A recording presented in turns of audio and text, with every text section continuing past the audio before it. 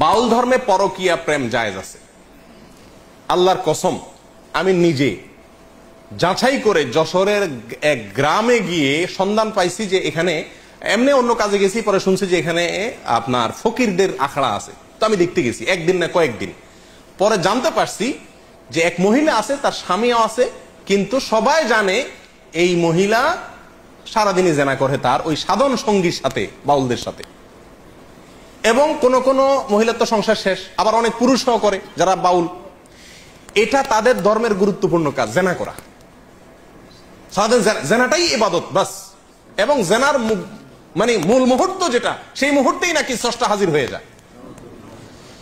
প্রিয়দিনী ভাইরা, বাউলরা মনে করে, আপনারা হয়তো অনেকে প্রথম শুনছেন, শুনে রাখেন, বাউলদের দৃষ্টিতে মানুষের শরীরের বিভিন্ন রোগ বালাই ভালো হওয়ার জন্য একটা বিরাট বড় ওষুধ হলো মেয়েদের রস পান করা। রস বুঝেন কি? না, রজ বলতে দুইটা জিনিস। এক হলো কুমারী মেয়ের প্রথম মাসিকের রক্ত, আরেকটা হলো পুরুষদের যেরকম উত্তেজনার কারণে বীর্য বের হয়, মেয়েদের যে পদার্থটা আসে এটাকে রজ বলে।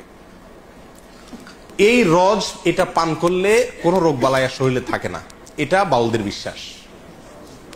আরো শুনবেন, তারা বলে রোগ থেকে মুক্ত হওয়ার জন্য, বিভিন্ন রোগ থেকে, বড় বালা মুসিবত, অসুখ বিসুখ থেকে ভালো হওয়ার জন্য নিজের মুখ এবং মেয়েদের স্তনের দুধ পান করলে রোগ ভালো হয়। আরো শুনবেন, তারা বলে সমস্ত রোগ থেকে সর্বরোগের ঔষধ একসাথে যদি পাইতে চান তাহলে কি করতে হবে? মল, মূত্র, রজ এবং বীর্য, মল, মূত্র, রজ এবং বীর্য, এগুলা সবগুলা মিক্স করে একটা ঔষধ বানায় তারা, নাম হলো প্রেম ভাজা। ওষুধের নাম কি? প্রেম ভাজা। এটা খাইলে আর কোনো রোগ থাকে না। প্রিয়দিনী ভাইরা, আপনারা অনেকে হয়তো বলবেন যে এগুলা গল্প আর কি।